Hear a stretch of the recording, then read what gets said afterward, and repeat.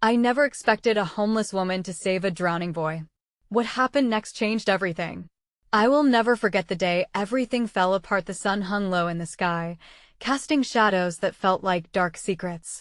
I stood at the edge of the park, heart pounding, as laughter echoed around me, children playing, parents watching, the world bustling with joy. But in that moment, I felt an unsettling chill grip my chest. It felt like a warning. Then I saw him. A boy no more than 8, sprinting toward the pond, his voice a mixture of adrenaline and fear. My breath caught. He slipped.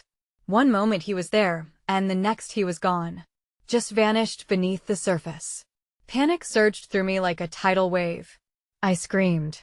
The sound pierced the air, causing heads to turn. Someone help. My voice cracked, sending shivers down my spine. In the chaos, a figure emerged from the shadows.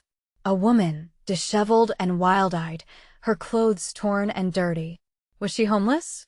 I noticed the way she moved. There was an urgency in her steps, a desperation that made my stomach twist. I hardly had time to process it. She dove into the murky water. The crowd gasped, disbelief painting their faces. I could almost hear the heartbeat of the world slow down. The ripples spread, distorting everything around her. Time felt elastic. I held my breath, fingers gripping the grass, my knuckles white with fear. What if she couldn't find him? My mind raced with dark scenarios. But this woman, she was fearless. Her arms flailed, pushing against the water with remarkable strength. I couldn't look away. My heart ached, caught somewhere between hope and despair. Suddenly, she emerged. Hair plastered to her face, eyes wide with determination. And then, in a flash, she dove again. The world seemed to hold its breath. Minutes passed like hours until there. A splash. I could see them now, struggling together, her grasp firm around him. I barely contained my sobs. As she dragged him to the surface, gasps erupted from the crowd. The boy was limp, his face pale and fragile. I felt tears streaming down my cheeks. He was alive. But as I watched her pull him from the water, a strange feeling swept over me. A whisper of something off. Why was she out there? What did she want? I had questions burning, unrelenting. The woman laid the boy on the grass, her hands trembling, breathless. Shouts of praise filled the air, yet her eyes darted around, as if searching for something hidden. The world celebrated her heroism, but I felt a darkness lurking beneath it all, and then she locked eyes with me. Those wild, searching eyes. In that moment, it felt like she was asking for help. My heart raced. Was she hiding something? What had pushed her to save this boy? I realized I didn't just want to know her story. I needed to know. Hey, before we continue with this amazing story, I need to give you an important heads up. Many subscribers have reported that YouTube unsubscribed them without warning. Take a quick second to check the red button below to make sure you're still subscribed to the channel. I'd hate for you to miss any of the exclusive content coming soon. And while you're there, smash that like button, it really helps me out with the algorithm. Oh, and tell me in the comments, which city are you watching from? I love getting to know every amazing person who's part of this community. Your participation makes all the difference. Let's connect. The air was thick with confusion and relief as paramedics arrived, their sirens piercing the remnants of the afternoon's shock. I stood frozen, watching the boy being whisked away on a stretcher. He was alive, but the reality of what had just unfolded crashed over me like an unstoppable wave. Everyone around me was still buzzing with praises for the woman who had saved him.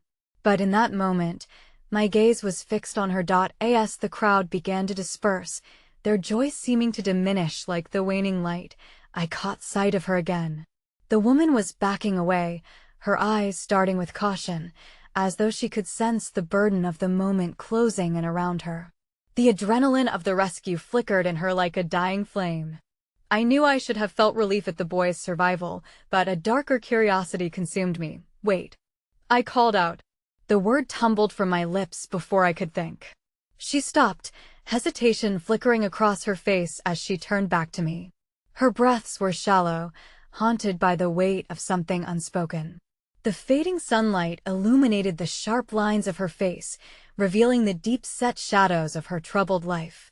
Are you okay? I finally managed to ask, the question echoing with a deeper urgency. She stared at me as if weighing her answer against an invisible scale. "He's fine now," she replied, her voice raw, cracking from her recent exertion. "That's all that matters."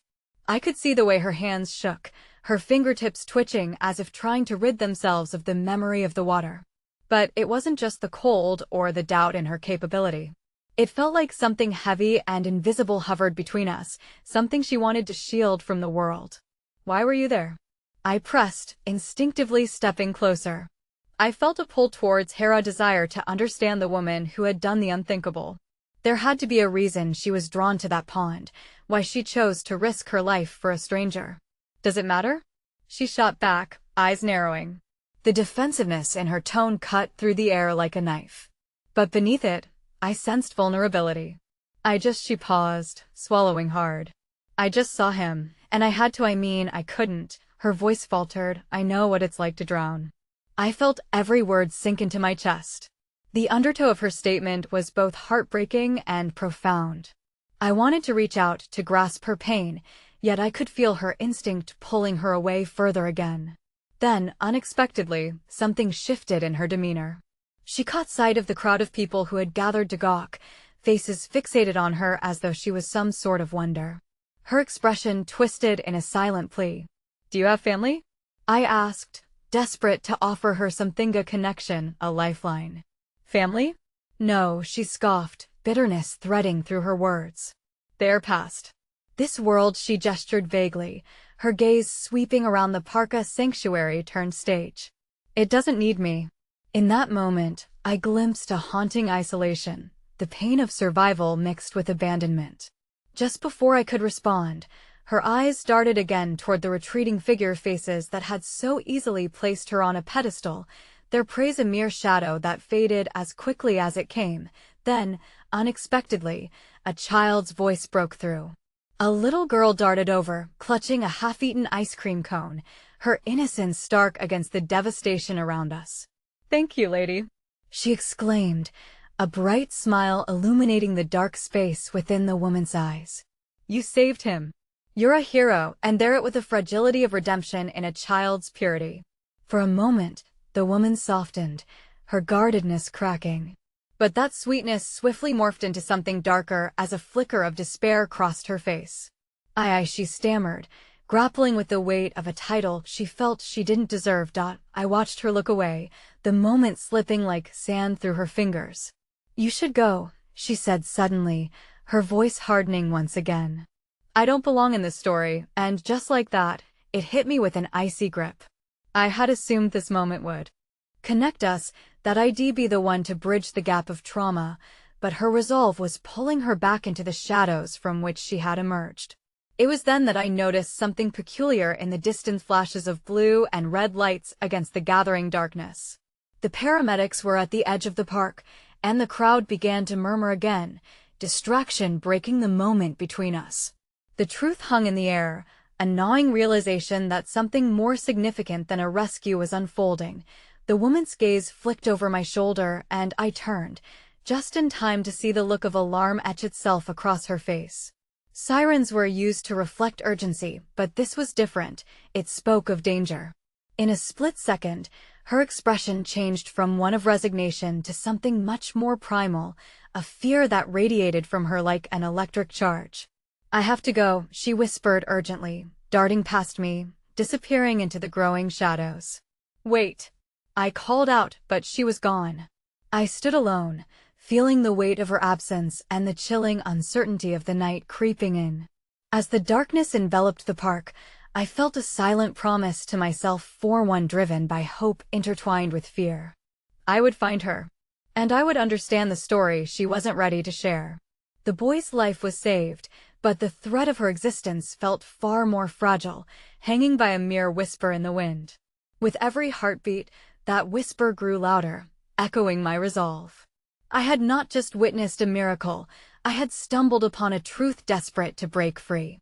And now I had no choice but to unravel it, even if it led me down a path fraught with challenges yet unseen. The night felt heavier than before, as if it had taken on its own burdens, cloaking the world in an inky veil of uncertainty. With sirens fading in the distance, I stood in the park, lost between the relief of the boy's survival and the haunting sorrow of the woman who had saved him.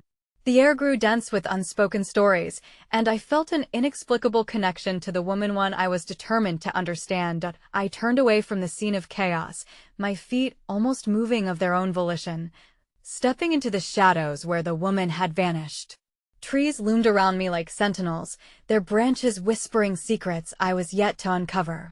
My heart ached, an incomprehensible mixture of empathy and desperation.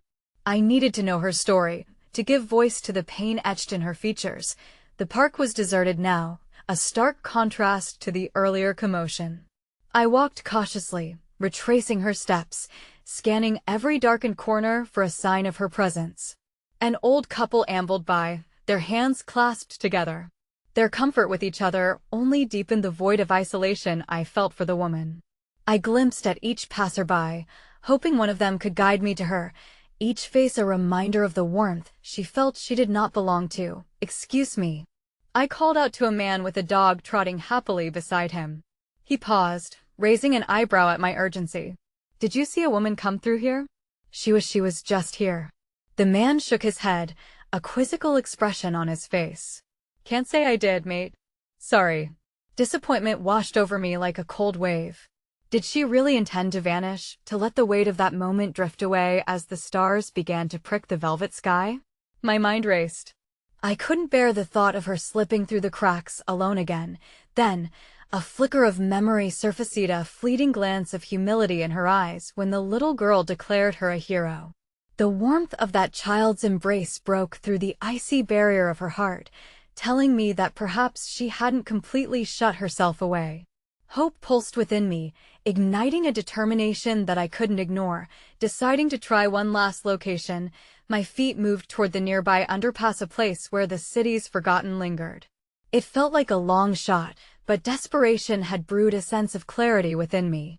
Maybe she went to return to the shadow that once felt like home, somewhere only solitude could provide solace. As I approached the underpass, the chilling hum of distant traffic mixed with the purging sounds of water from the storm drain. With a slow breath, I stepped into the darkness. The air shifted, colder and more oppressive. I could see a few figures huddled against the damp concrete walls, cocooned in their own struggles. "Excuse me," I said, hesitantly addressing a woman wrapped in multiple layers of tattered blankets.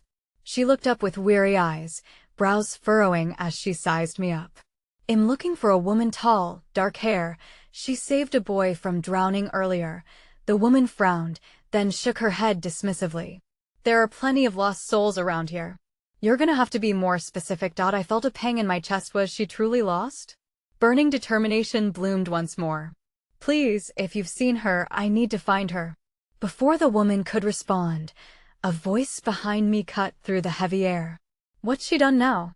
I turned to see a scruffy man, his eyes darting with a mix of suspicion and recognition. "She's got a young boy's blood on her hands," he said, voice laced with derision. "Jumps in where no one else will go just to drown her own ghosts, she does." "Is that the story?" I challenged, feeling the anger rise within me. "She saved him. She needs help, not your judgment." "Help?" He spat, his face twisted with bitterness. "This city doesn't give a damn about us, kid. You're just another passing moment for her, like she's just for you." Hatred and hopelessness clashed, igniting emotions I had no time to focus on before being engulfed by confusion. Why was it that the world sought to vilify those who survived against all odds, while simultaneously idolizing them? As their words danced ominously around me, something caught my eye at the edge of the underpass movement in the shadows. My heart raced as I attempted to peer deeper into the murk. Light flickered through an old, cracked bottle, refracted by the darkness, and I blinked, fighting to discern the figure cloaked within obscurity. "Please," I said, my voice nearly a whisper, begging whatever spirits resided in the night to help me reach her. Just one moment of clarity. And then, as if in answer to my plea, I caught a glimpse of her. There she was, sitting at the foot of a graffiti-laden wall, her arms wrapped tightly around her knees, the weight of the world seeming to crush her spirit. The shadows danced around her like vengeful spirits, and yet, For the first time, I truly saw her Pina haunting echo of her past. Wait! I called out again, stepping closer. But something in her stance shifted, her head snapping up as if she sensed my approach. Terror etched across her features, and without a word, she bolted into the deeper recesses of the underpass, fleeing once more from a truth she could not confront, and as I chased after her, a realization, bitter yet far too familiar. Washed over Mizomatimes, the hardest battles are those that rage within. The threads of her past were unraveling before me, tangling my desire for connection with the raw fear of rejection.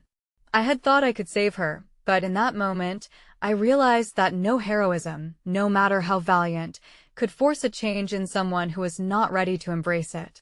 With each footfall resonating through the underpass, I found myself at the precipice of a decision whether to press on into the darkness or turn back toward the light, weighed by uncertainty and the lingering sense of disarray that now filled my chest. But before I could settle on that decision, I heard a crash echo in the dark, followed by a shattering voice. "Don't you dare chase me!" She screamed, a primal scream filled with anguish, echoing off the stone walls.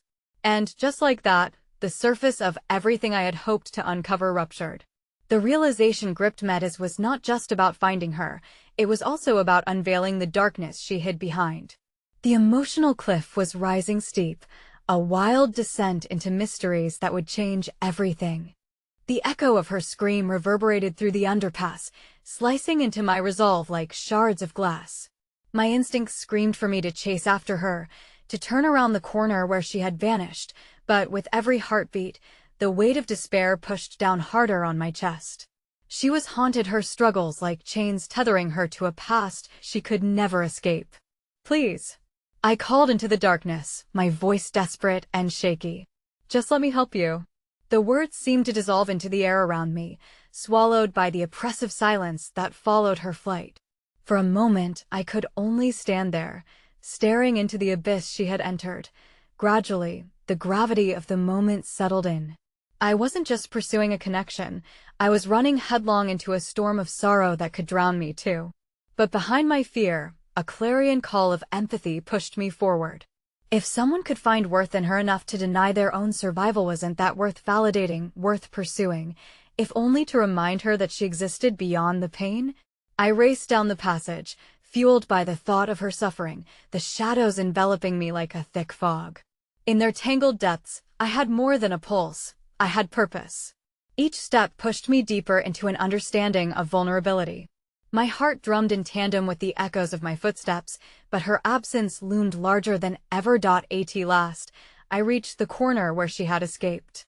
The narrow space was dim, illuminated only by flickering fluorescent lights above an ethereal glow casting long shadows that danced cruelly on the walls.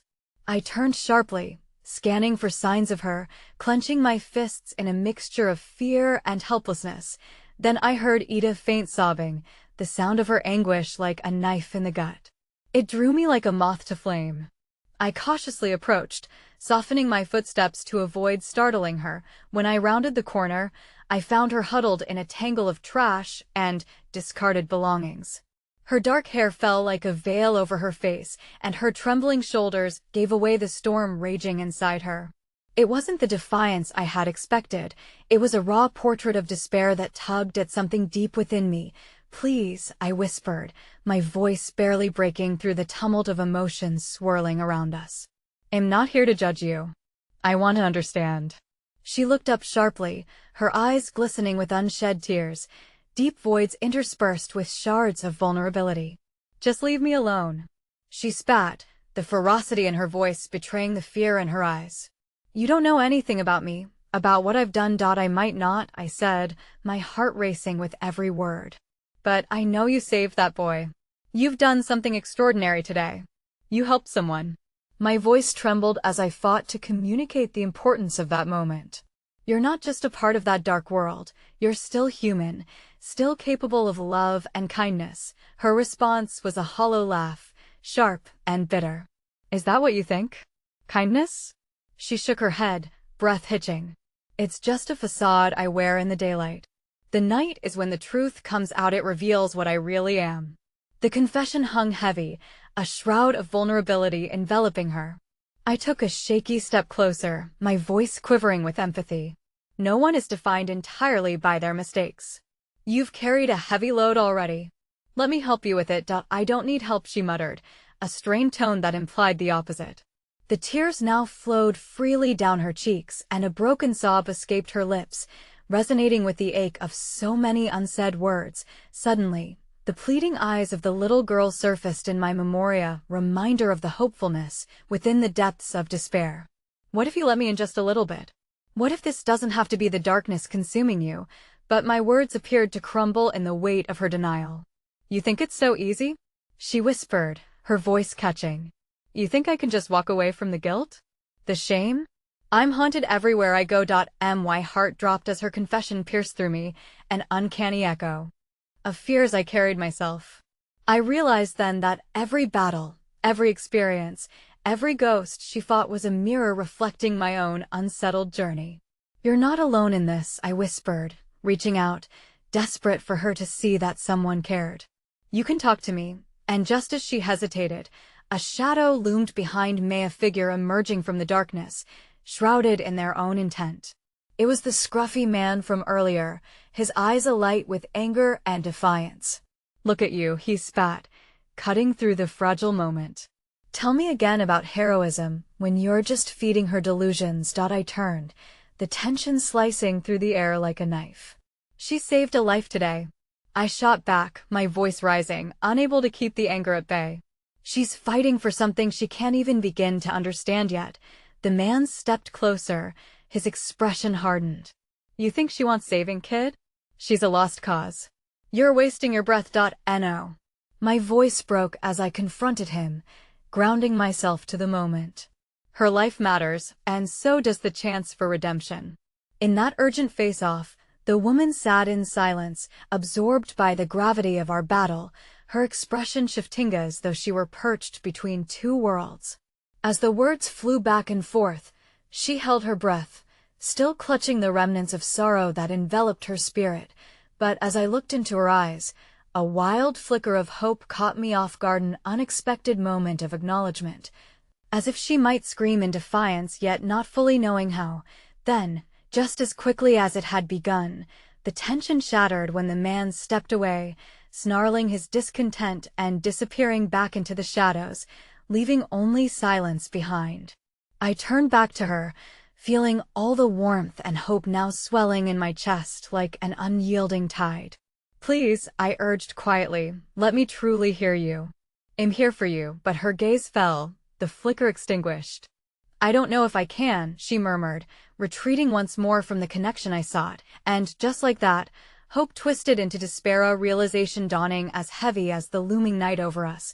She could only fight the darkness if she chose to step into the light. Caught in the throes of uncertainty, I felt the walls close in once more, a cryptic truth gathering in the shadows. Whatever was waiting for me on this journey lied deeper than I had ever expected. Just then, a flicker of movement from the entrance to the underpass caught my attention, pulling me into a new imminent danger, a shocking revelation threatening to unleash the chaos that lingered at the edges of my hopes. The flicker of movement turned into a gasp as an unfamiliar figure emerged from the darkness, their outline jagged and menacing against the dim light. It was a young man, perhaps in his early 20s, with a smirk that suggested he found glee in our vulnerability. Well, he drawled, taking a slow step forward. What do we have here? A little pity party in the underpass. I instinctively moved in front of her, heart racing, an instinct sharpened by self-protection, but also a surge of protectiveness for the woman behind me. You need to leave.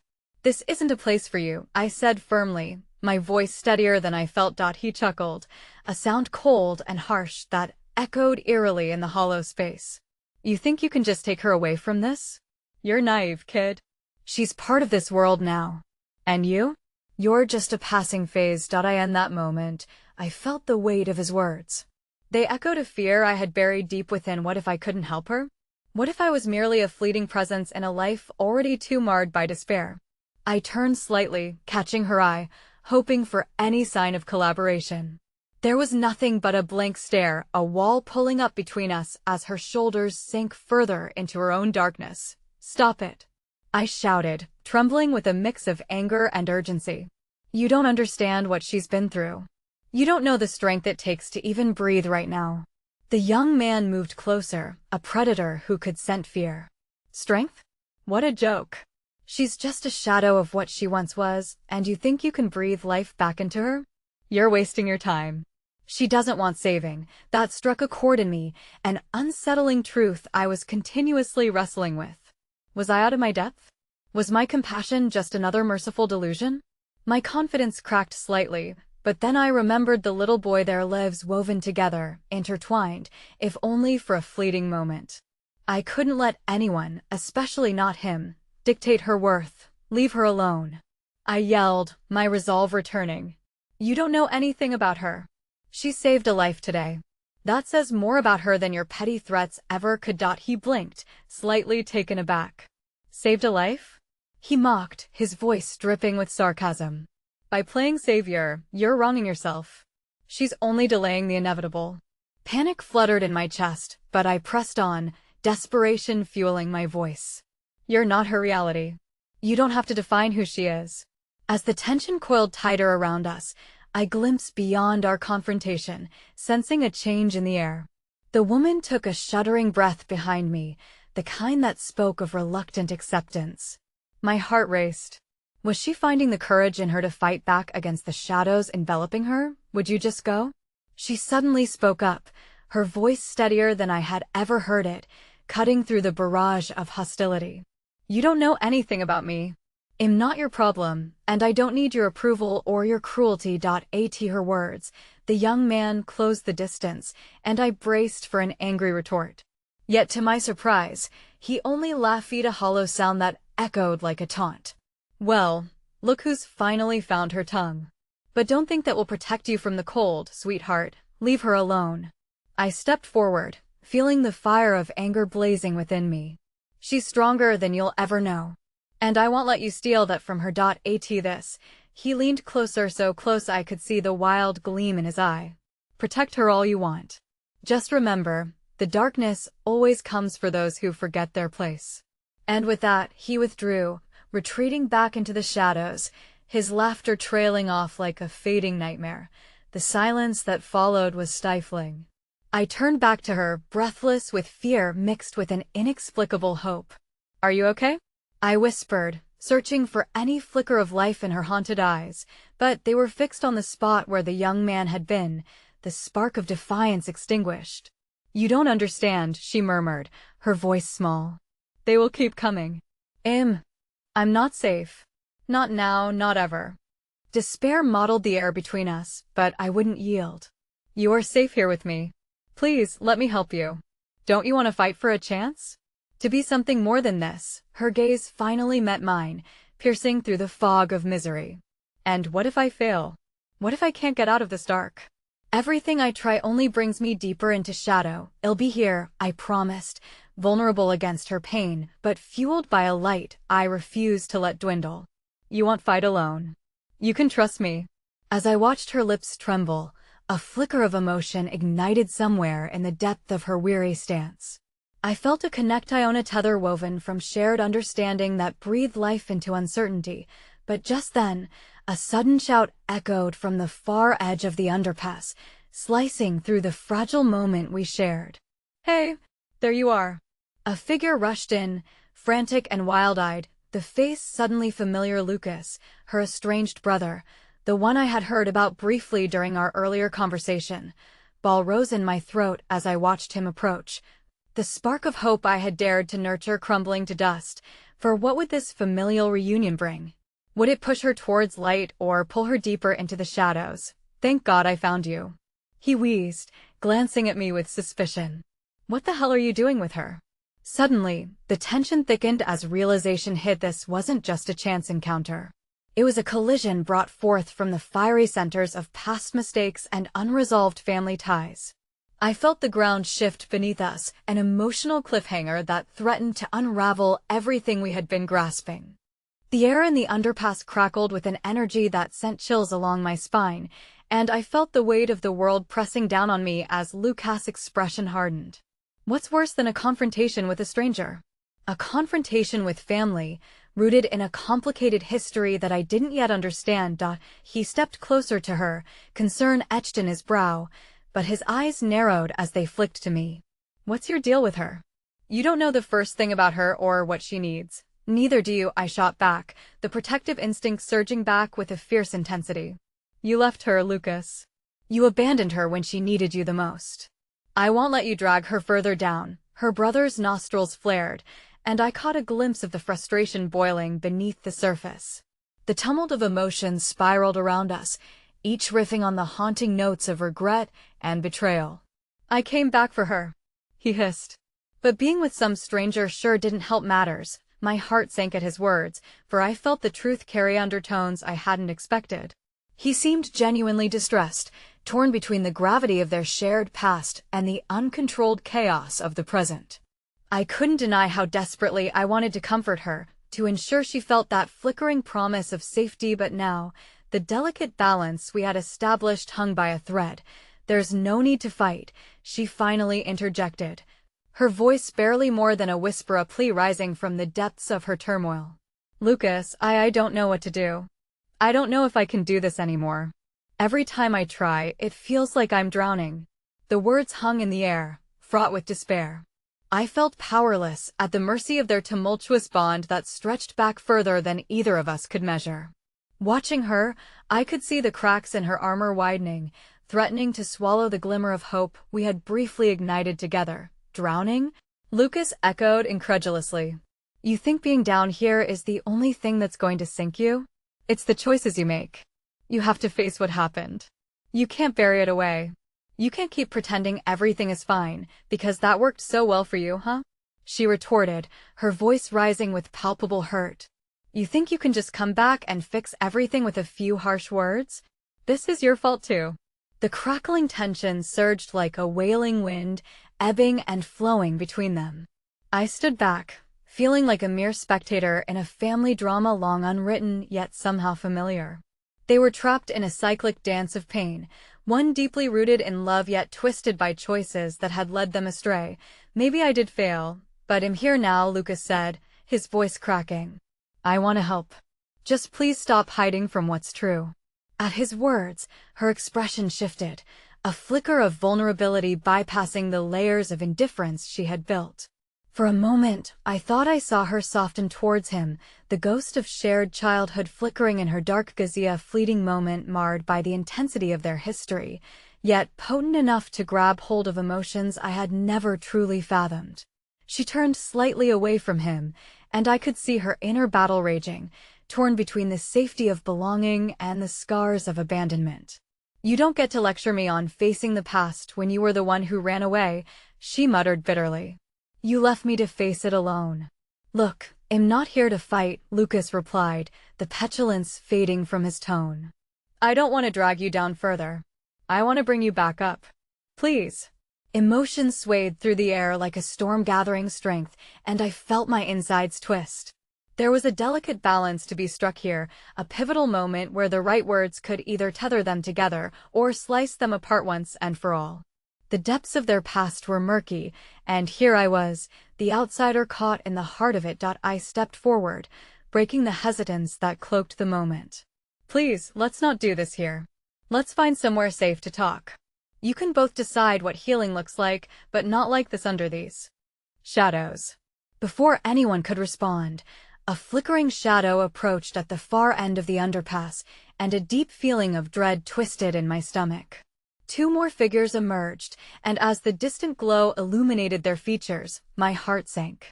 They were familiar, coupled with the malicious aura that draped over everything they touched, the same faces that haunted my dreams, the ones who represented the inescapable choices that trapped her. What are you all doing here? I could hardly recognize my own voice, thick with tension. One of the newcomers chuckled, dark mirth coating his words. Look what we have here, family reunion time. His eyes gleamed with a twisted mix of mockery and menace. Did you think you could hide from us forever? In that instant, I felt the ground shift beneath my feet once again. Just when we had begun to draw hope from our shared pain, shadows from the past emerged to claw us back into the dark depths. I felt the gravity of the situation settle hard on my chest as I glanced from the brothers to the approaching threat. And then I turned to her, my heart pounding in anticipation of her reaction. Would she crumble again, or would she finally rise, willing to face the shadows they refused to escape together? The true test of our connection loomed ahead, alive with the promise of chaos waiting just beneath the surface. The air thickened with tension as the figures emerged from the flickering shadows. I could see them clearly now, two predatory souls clad in ragged leather jackets, their intentions as murky as the underpass that surrounded us. For a split second, time froze and my heart pounded furiously against my ribs like a caged bird desperate to escape. Run, I urged, instinctively stepping closer to her, my mind racing. I didn't know what they wanted, but the gleam in their eyes suggested it was nothing good. The hesitation flickered across her face, revealing a tragic internal battle. This was a reunion of sorts, but not the kind painted with warmth and longing. It bore the cold edge of a blade. You shouldn't be here, Lucas warned, placing himself protectively in front of her. The unspoken bond of their shared past caught in his throat, the brotherly instinct flaring even in the midst of their turmoil. I admired his bravery, but even he couldn't shield her from the looming danger. Cute little family moment you've got going on here, one of the newcomers taunted, striding closer, a smirk curling his lips. The other remained back, assessing the situation like a predator gauging its prey. I felt the weight of their malicious intent, the shiver of despair creeping in. Didn't I tell you last time we met that you can't run away, sweetheart? With her brother by her side, she stood firm, but I could almost see the fissures in her resolve widening. The past chased her, breathing down her neck, each memory clawing at her heart like nails scraping along metal. In a voice filled with barely contained strength, she shot back, "I'm not afraid of you." Not anymore, but I could tell that her bravado felt more like an armor hastily thrown over fear than a shield forged in confidence. I reached out, my fingers brushing against her arm in a gesture both reassuring and desperate. Together, I reminded her quietly, searching her eyes for the flicker of hope that had ignited between us earlier. We faced them together. Lucas eyed her, his face betraying both worry and a flicker of pride at his sister's defiance. But as the tension hung thick over us like an impending storm, I saw her inner conflict reflected in his gaze. You think you know what real fear is? The other assailant sneered, stepping closer and intensifying the impending confrontation. It's cute. Just remember, we always find you. Time's up, sweetheart. Suddenly, the scene exploded with movement. I felt the pull of adrenaline surge through my veins, and instinctively, I stepped forward, ready to shield her from the chaos. I didn't care what they had done before or what scars marred their history. In that moment, I was determined to forge a path back to safety, and Thena's shout broke through the murky air. What's going on? The voice sliced through the tension like a lightning strike, startling us all. A figure emerged from behind the underpass entrance, silhouetted against the ethereal glow of a nearby streetlight. It was a local woman, her clothes tattered and worn, but her spirit luminous and fierce. Mara, a woman I knew from the shelter we frequented. Her resilience was palpable as she approached us with cautious determination, her presence the embodiment of unexpected kindness amidst the darkness that had sought to consume us. Get away from them, Mara shouted, her voice full of authority that belied her own struggles. To my surprise, her words pulled the assailants back, if only for a heartbeat. The sight of a woman who had fought for her own survival time after time seemed to momentarily rattle the predators, revealing hidden fractures in their bravado. What do you want, old lady? The first assailant sneered, his bravado diminishing as the winds of surprise shifted.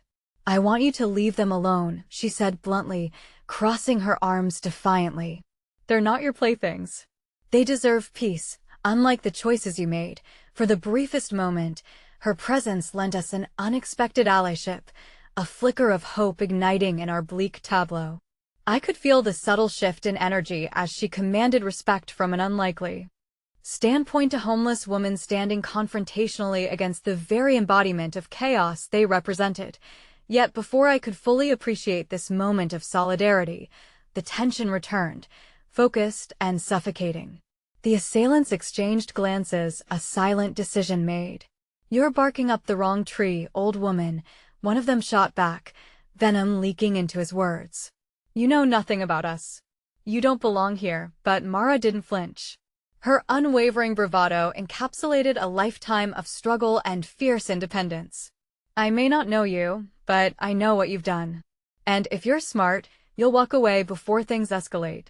I glanced at Lucas and her, an unspoken understanding passing between us. We were on the precipice of chaos, tethered to one another through desperation and courage. Whatever had defined us before the tangled web of family, history, and heartache was irrelevant now. We were united, holding the fragile remnants of our hope together against the distressing tide of the unfolding scene. Suddenly, one figure lunged forward, and everything sparked into chaos. I instinctively stepped in front of her as a punch landed in the fracas, sending me sprawling to the ground. The world blurred as adrenaline coursed through my veins. And through the haze of confusion, I saw her eyes widen with shock, fear shattering the fragile bravery she had only just found. No. She screamed, her voice echoing through the cacophony, and in that moment, I realized the stakes were higher than I could have fathomed. The darkness sought to reclaim her, and I suddenly knew this escalation wouldn't just define us, it would irrevocably shape our very existence. With an agonizing sense of urgency, I clawed my way up, panic coursing through me. Would she retreat into the shadows of her past, or would she grasp onto the fragile light we had tried to ignite? And just then, a distant sound cut through the haze, a siren wailing, growing closer, our unknown ally in the storm. Would it be our salvation, or merely a preamble to greater chaos? As hope hung suspended on the precipice, I clung to the belief that anything was possible, even amidst the impending storm. But what emerged during that night would become a part of who we were, an irreversible moment that would follow us like a haunting echo into the future. The siren shrieked as if it were an omen, cutting through the thick air like a blade through flesh. As the chaotic scene unfolded around us, its sound felt both like a beckoning lifeline and a prelude to the calamity that could swallow us whole. I staggered to my feet, desperate to regain my composure, but the uncertainty twisted in my gut like a spasm of fear. The assailants were momentarily distracted by the distant wail, its approach igniting a spark of restless energy in them. I could see how they shifted, the bravado faltering just enough to expose the fissures in their confidence. Lucas had stayed close to her, his hand clasping hers tightly, but her grip felt fragile, trembling beneath the weight of overwhelming dread. "Stay together," I urged, my voice cracking under the strain. As I noticed the widening eye of the taller assailant lock onto Mara. "Get behind us." Mara stepped forward alongside me, her expression fiercely resolute. "Don't you dare think you can intimidate us any longer," she warned, eyes blazing with an intensity that belied her frail appearance. "You think you scare people with your petty threats? You're nothing but dirty shadows, wishing you could drag others into your darkness." The words stirred something inside me, a swell of defiance blooming in the space between dread and determination. The sirens grew louder, drawing closer as the looming shadows consumed the flickering light that battled against them. It was as if the world outside our ever-tightening sphere of turmoil was slowly collapsing into itself, and then, like a storm rolling in without warning, the first thug swung at Mara, igniting chaos anew. I lunged forward, adrenaline igniting every nerve, my instincts kicking in as I pushed her aside and took the blow meant for her. Pain exploded in my side, radiating outwards like wildfire. It locked my body in an electric embrace of agony, but even as I crumpled to the ground, I felt a sense of resolve surge through me. "Run." I gasped, my voice strangled but fierce. "I'll hold them, no." Her voice rang out, cutting through the haze of pain that clouded my vision. She was rooted next to me, desperation and fear coupled in her gaze. It sliced through the chaos that enveloped us, anchoring me back in the present. I didn't understand how, but I could see in her eyes, somewhere buried beneath the tremors of fear, was a flicker of the brave girl who had once faced her demons unflinchingly. "Get out." Lucas yelled at her, pulling her away with a frantic urgency, twirling her back towards the underpass exit as another blow fell dangerously close. She remained frozen, watching the melee unfold, torn between a deep-rooted need to protect and a desperate yearning to flee, and then, against all odds, a glimmer erupted in the darkness. A group of officers burst onto the scene, lights flashing like heavy beacons cutting through the smog. Their shouts rang with authority as they assessed the grotesque tableau, two intruders versus a defiant trio standing against the tide of fear. Step away from them, one officer commanded, a powerful figure in the melee. There was something reassuring about seeing someone with a badge in this dimly lit nightmare. Yet the assailants hesitated. We were drowning in uncertainty, still tethered by a thread of unresolved conflict. How had we come to this moment? The tension shifted like a live wire, and in that split second when every heart in that underpass held its breath, time bent at an unusual angle. Mara's fists clenched, and suddenly she surged forward, driven not just by fierce protective instincts, but a sense of agency burned anew. "You don't get to take them from me," she shouted, charging toward the assailants. What stirred within me at that moment was both fear and admiration for her audacity, a woman who seemed forged from unyielding steel, facing down a past darker than I could reckon. But before she could reach them, the first officer moved in, drawing his baton in a swift motion that caused a ripple of tension among the bruised figures. I gasped, a mixture of rebellion and fear coursing through me as her eyes met mine, a silent tumult of emotions colliding in the space between us. Would she follow in the same hurtling trajectory of history, or would she transform the very narrative of her life story? Unknown to her, I wanted to keep her boldness forever etched in time, to nurture the flames sparked within her, and just as quickly as it began, the disputes erupted again. Sirens pierced the morning fog as vocal exchanges escalated. "You think you can save them?" A thug spat at Mara, but before he could advance further, the officers moved forward, subduing him with quick efficiency. "Get back!" they roared, and suddenly, amidst the frenzy, a flash of vivid clarity drew me forth. The sirens' distant wails had morphed, now joined by the sounds of handcuffs clicking, barriers breaking down, and the possibility of deliverance, yet it felt frail, like a single thread that could snap at the slightest hesitation. And just then, another figure emerged from the swarm, a familiar face that sent chills skittering down my spine. As the figure stepped into the light-drenched chaos, I felt the world collapse around me, turning dizzyingly upside down. "Addison?" I gasped, bewildered. She stood there, ghastly pale, having effortlessly slipped through shadows to appear when I least expected it. The pain from my side momentarily forgotten, I suddenly felt the weight of unresolved grief heavy upon me. How had she found us? What twisted fate had brought her here at this hour, at this frantic moment of our lives? The magnificence of this shocking twist and the torment it unleashed found me at an emotional precipice, desperately unsure of what it meant for what lay ahead. As the darkness threatened to engulf us, one thing became achingly clear.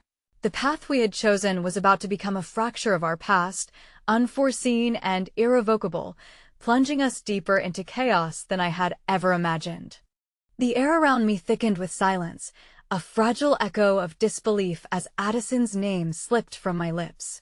Her presence felt like a ghost, haunting the periphery of my reality, reminding me of everything I thought I had buried. What was she doing here?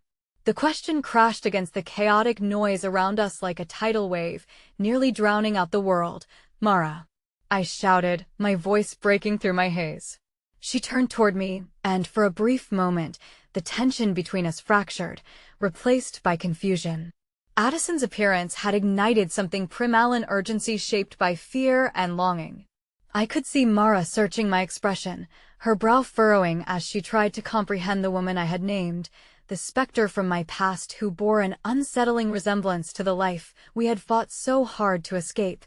Addison stood there, her eyes wide and unseeing, as if she had stepped in from a different time, a different place.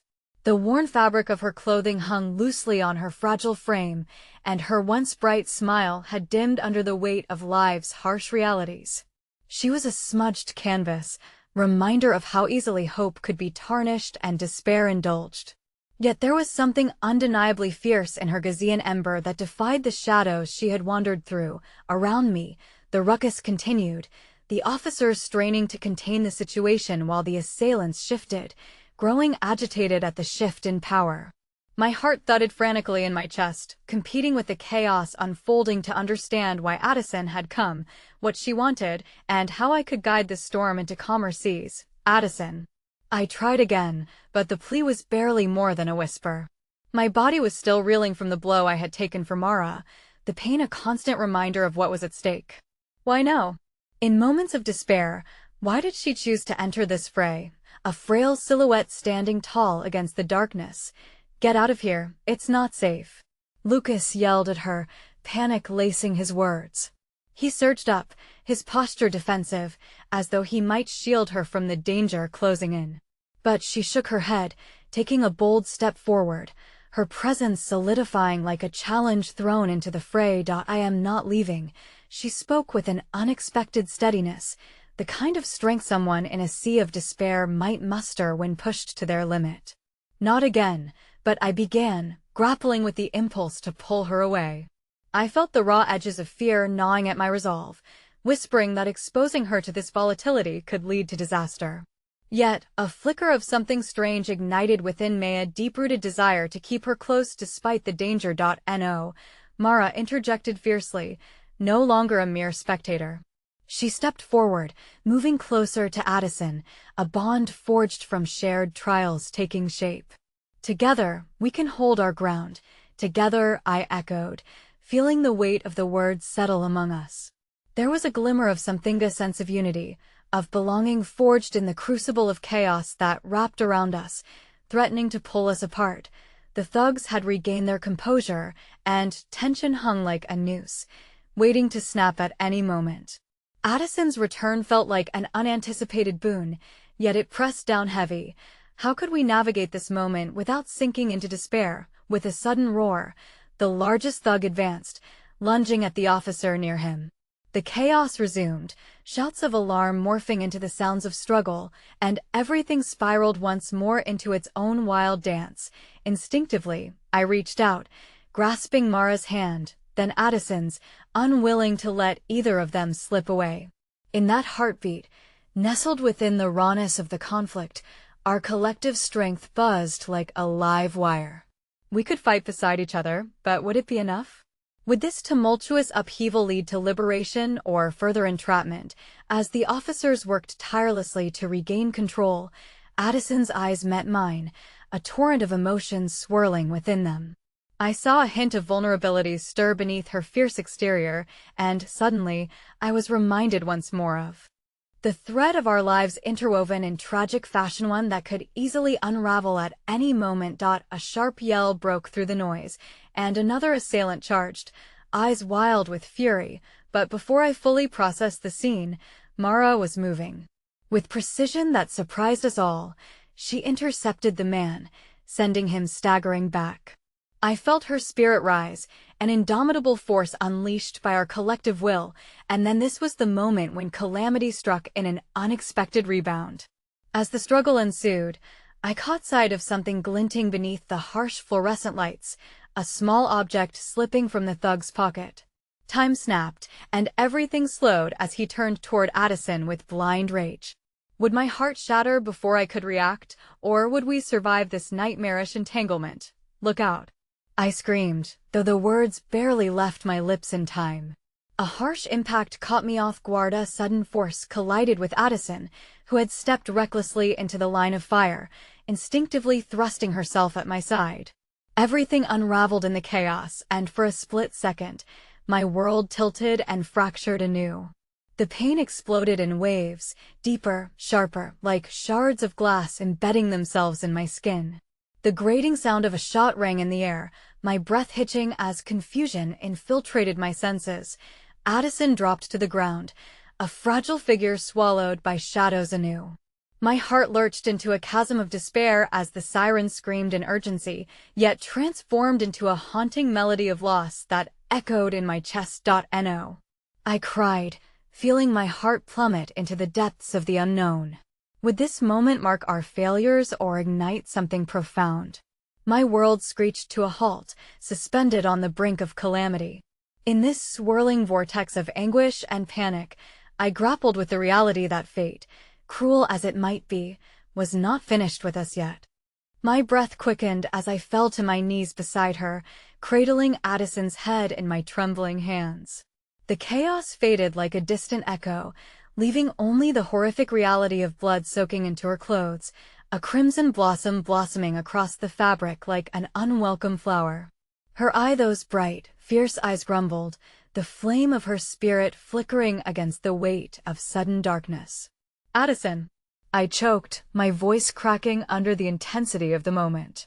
I was painfully aware of the muffled shouts around us, the urgency of sirens closing in, yet all of that felt lightweight compared to the horror of watching someone slip through my fingers. I could barely think. The realization hit me like a tidal wave. I couldn't lose her, not when she had just found the courage to step back into my life. "Stay with me. Please, stay with me," I pleaded, tears slipping unchecked down my cheeks. I pressed my trembling hands against the wound, as if sheer force could will the blood to stop flowing, to hold on to the life that felt so fragile beneath my fingertips. "Get back." A voice boomed nearby as officers from outside stormed in, taking charge.